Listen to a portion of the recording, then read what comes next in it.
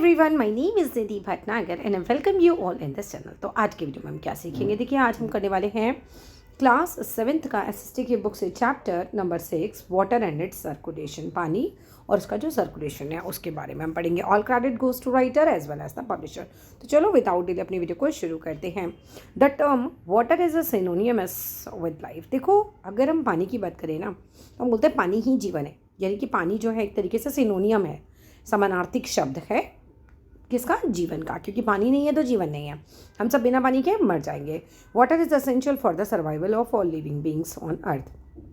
पानी जो होता है वो एसेंशियल है, यानी कि ज़रूरी है सर्वाइवल के लिए। किसके सर्वाइवल के लिए? ऑल लिविंग बींग्स, जितने भी लिविंग बींग्स हैं अर्थ पर, सभी के सर्वाइवल के लिए पानी जो है वो बिल्कुल ज़रूरी है and is also a very important natural resource.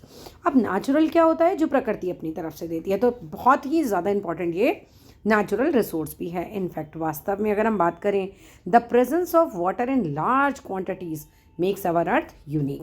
अब क्योंकि हम कहते हैं कि भाई हमारी अर्थ जो है यूनिक है, बिल्कुल अलग है, क्योंकि यहाँ पर पानी है, किसी और प्लैनेट पे पानी नहीं है। Among all the planets in the solar system अगर हम देखें तो हमारा ही जो प्लैनेट है वो बिल्कुल यूनिक है, बिल्कुल अलग है। About 71% of the surface of the earth is covered with water. लेकिन पूरा अगर हम बात करते हैं ना पूरी दुनिया की, तो पूरी दुनिया का जो 71% पार्ट है वो सिर्फ पानी है अर्थ पर।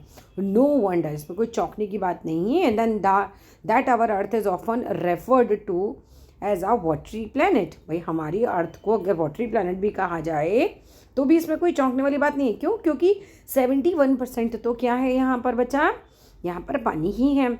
All the water bodies such as, जितनी भी वाटर बॉडीज़ हैं जैसे कि ओशंस हैं, सीज हैं, रिवर्स हैं, लेक्स हैं, etcetera together makeup the hydrosphere. ये सब मिलकर हाइड्रोस्फीयर बनाते हैं। इट ऑल्सो इंक्लूड्स, अब इसमें और क्या इंक्लूड होता है? आइस शीट, यानी कि बर्फ़ की sheet in the polar regions. कौन से होते हैं? जो जहाँ पर बर्फ़ ही बर्फ़ पाई जाती है, बिल्कुल ठंडे प्रदेश जो होते हैं। And high mountains regions, high mountain मतलब ऊंचे पहाड़ वाले रीजन्स जो होते हैं। अंडरग्राउंड वाटर, यानी कि ग्राउंड के अंदर जो पानी है हमारे यहाँ। And water vapour in the air, तो यहाँ सब सारा हाइड्रोस्फीयर ही होता है, ये सारी जगहें जहाँ जहाँ पानी है। वाटर वेपर भी हाइड्रोस्फीयर की कैटेगरी में जाएगा। वाटर वेपर क्या होता है? पानी की जो भाप पानी एयर में रहती है ना वो। वाटर साइकिल क्या होती है? द वाटर साइकिल और the hydrological cycle is the continuous change of water from one physical state to another and its circulation from the surface of the earth to the atmosphere and back.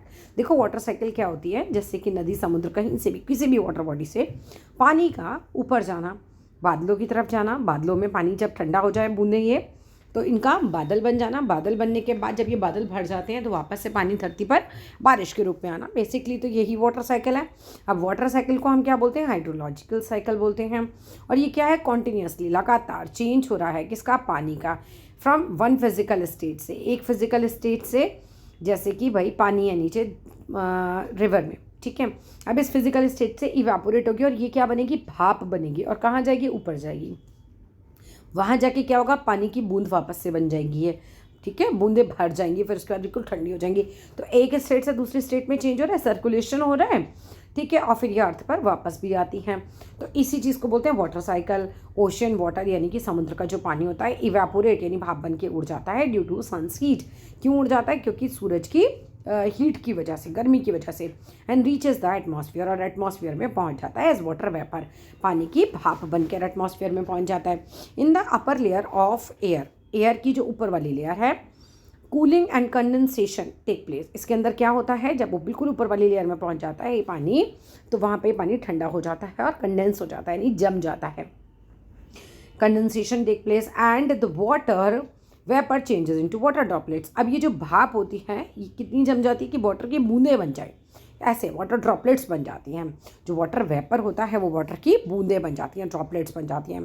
These grow in size, धीरे धीरे इनमें पानी बढ़ता जाता है और इनका size बढ़ता चला जाता है। एंड इवेंचुअली धीरे धीरे फॉल डाउन, नीचे गिर जाते हैं एज प्रेसिपिटेशन, बारिश के फॉर्म में।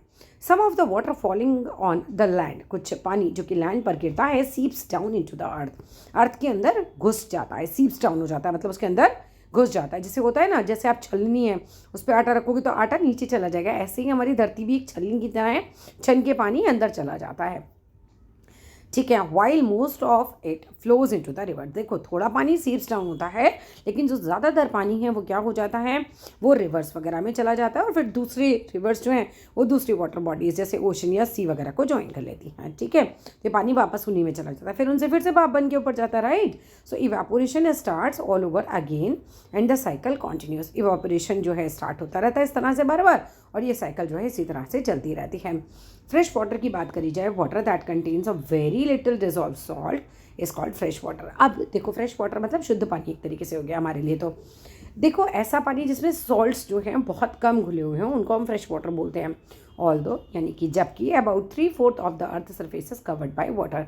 अर्थ को पूरा अगर हम 4 भागों में बांटे तो 3 भाग तो पानी ही है, तो पूरा पानी से कवर होता है। About 97% of the earth water is in ocean and seas. पता है ओशन और सीज में ही 97% पानी है हमारे यहाँ का। टोटल पानी जितना है उसका 97% किस में है, ओशन और सीज में है।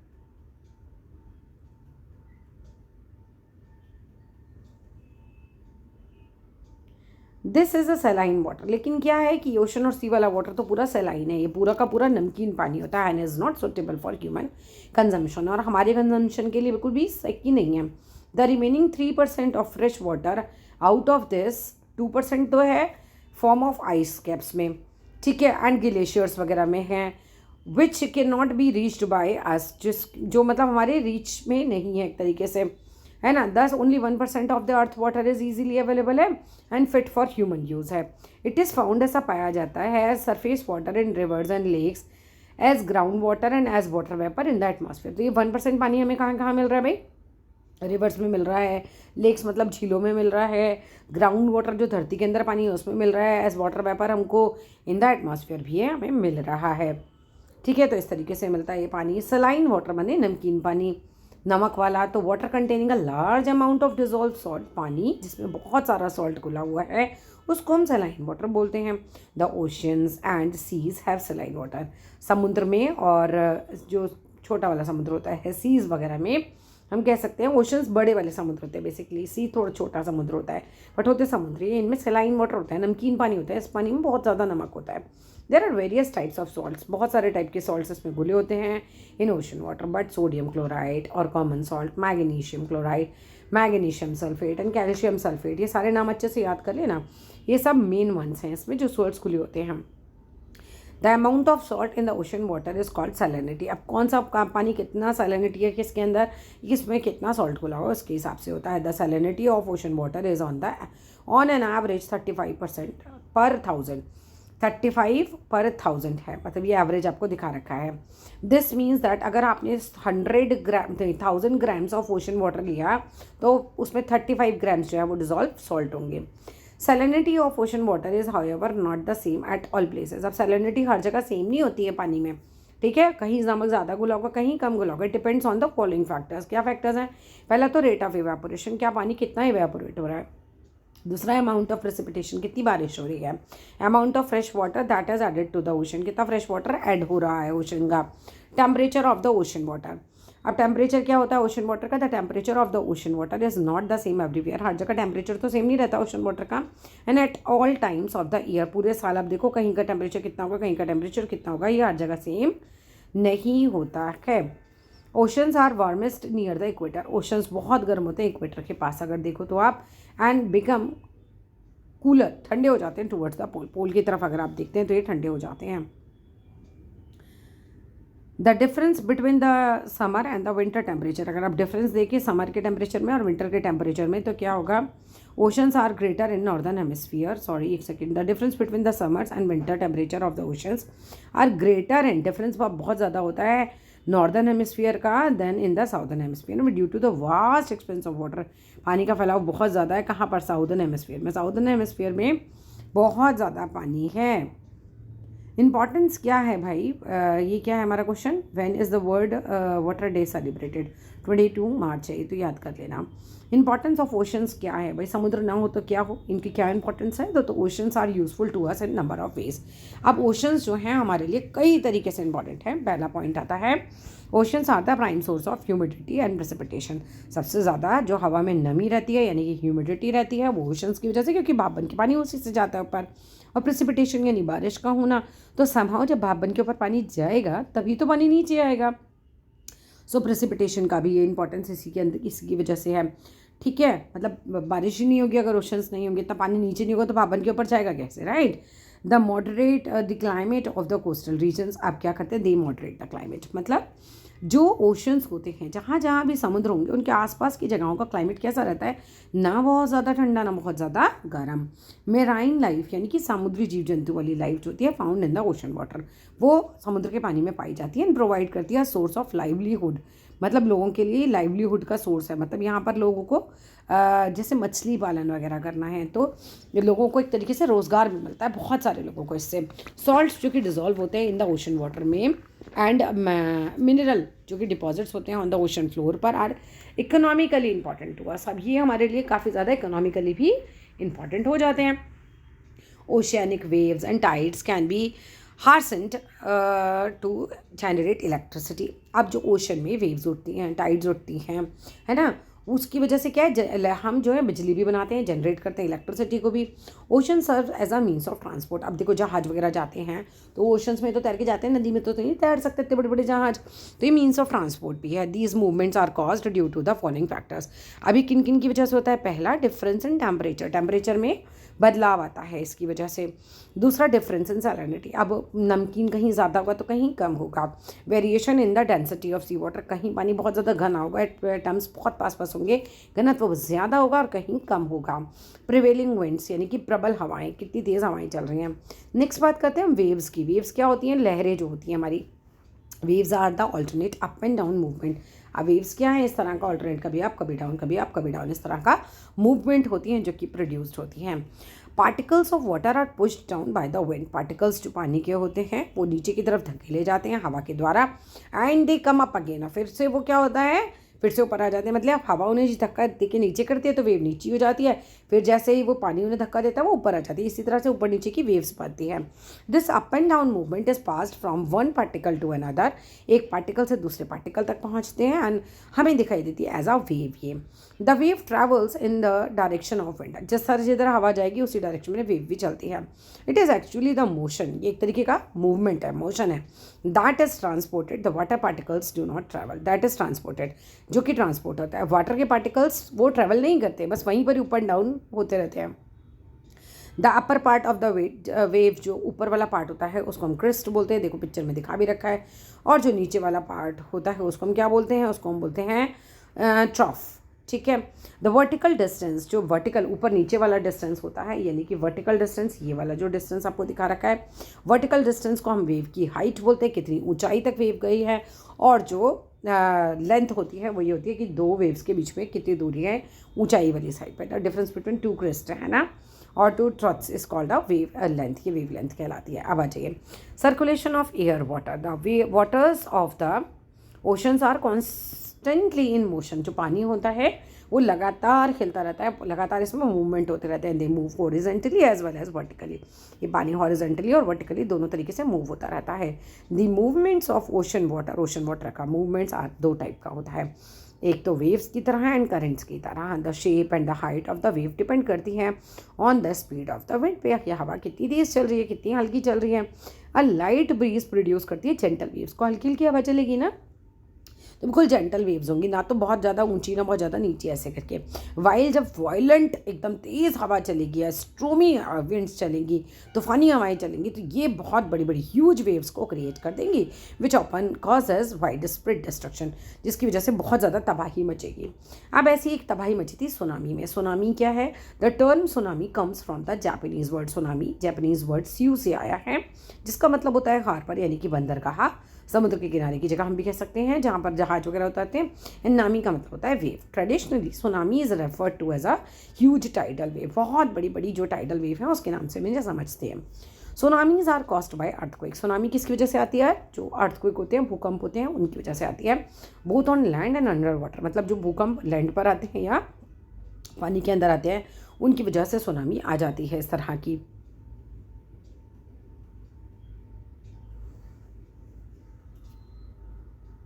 Tsunamis are caused by earthquakes both on land and under water. Volcanic eruption, जब वॉल्केनो फटते हैं ऑन द ओशन फ्लोर पर, और अंडर वाटर जब ये एक्सप्लोजन होता है या लैंडस्लाइड होती है तो भी सुनामी आती है.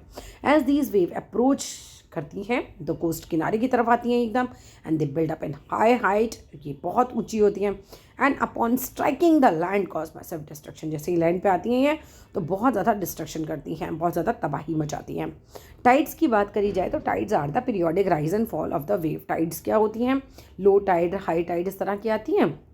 पानी ऊपर उठा नीचे गया, ऊपर उठा नीचे उठा, इस तरीके से. The water level in the sea which occur at a regular interval, है ना, पानी का लेवल कभी ऊपर कभी नीचे होता है.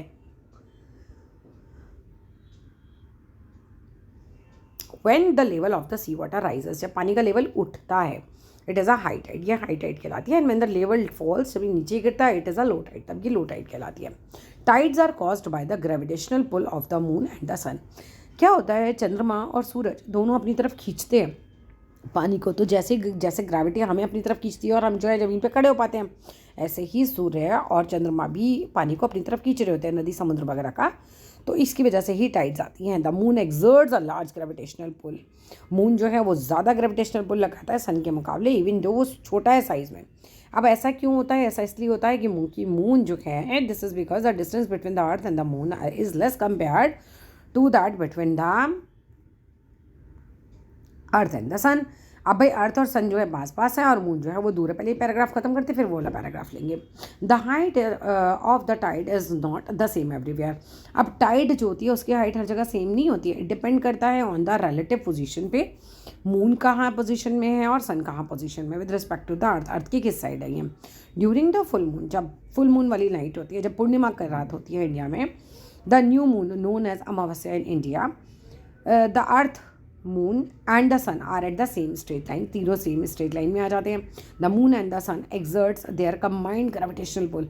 द मून और सन दोनों ही मिलकर एकदम पुल लगा खींचते हैं इस सेम डायरेक्शन में. रिजल्ट क्या होता है? हाई टाइड आ जाती है. अब दोनों ही अपनी तरफ खींच रहे हैं तो एकदम से क्या होगा, करके एकदम पानी ऊपर उछल कर आएगा. इसे स्प्रिंग टाइड्स बोलते हैं.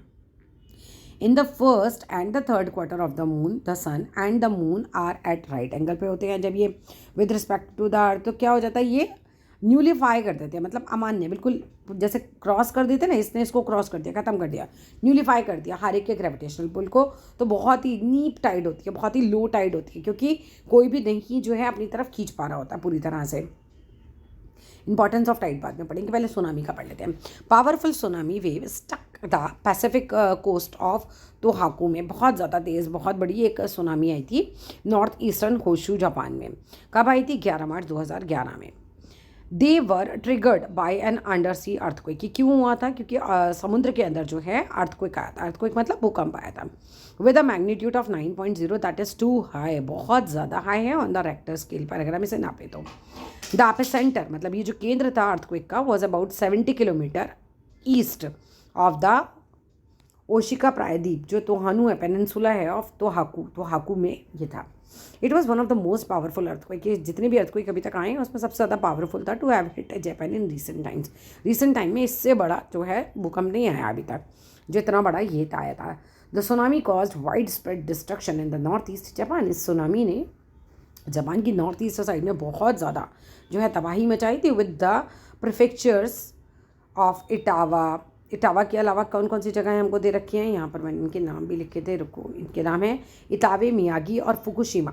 यहाँ के जो प्रांत थे वहाँ पर ये वर्ड सेट किया है इस जगह को. द वाटर सर्ज, पानी जो उछाल हुई थी, वॉज अनएक्सपेक्टेडली लार्ज. इतना ज़्यादा उछला कि किसी ने सोचा भी नहीं था. The waves reaching about 40 metre in height. इतनी ऊंची आ गई थी waves. In travelling up to the distance of almost 10 kilometre inland तक, इतना इन्होंने ट्रैवल किया था. There were more than 15,000 casualties. तो 15,000 लोग इसमें मर गए थे. इंटायर टाउन वर डिस्ट्रॉयड, पूरा टाउन जो है वो डिस्ट्रॉय हो गया. And many ports were damage. बहुत सारे जो बंदरगाह हैं, वो पोर्ट्स हैं, वो भी बहुत ज़्यादा जो है वो क्या हो गए थे, डैमेज हो गए थे इन सुनामी हिट एरियाज़ में. Apart from severe structural damage हुआ, इसके अलावा ट्रांसपोर्ट एंड टेलीकम्युनिकेशन नेटवर्क भी बहुत ज़्यादा डिस्टर्ब हुए थे. एंड सेंडाई एयरपोर्ट कम्प्लीटली वो जो है डूब गया था. तो tsunami also caused a number of nuclear accidents. अब न्यूक्लियर एक्सीडेंट्स भी हुए. इसके अलावा मेल्ट डाउन एट 3 रिएक्टर इन, कहाँ पर हुए थे ये, Fukushima Daiichi nuclear power plant में। तो यहाँ पर भी वो बता रहे हैं कि फुकुशिमा दाइची में भी 3 रिएक्टर के कई परमाणु दुर्घटनाएं भी हुई। ठीक है, अब आ जाओ यहाँ पर इंपॉर्टेंस ऑफ टाइड्स पे। Tides are useful to us in these ways. अब इंपॉर्टेंस क्या क्या है पहला, ड्यूरिंग हाई टाइड क्या होता है, when the water level near the coast rise, जब वो उठता है, पानी का लेवल उठता है, तो big ship can easily enter कर सकते हैं, है ना, और हार्बर को लीव कर सकते हैं, छोड़ सकते हैं अपनी जगह को, जहाँ बंदरगाह पे वो खड़े होते हैं।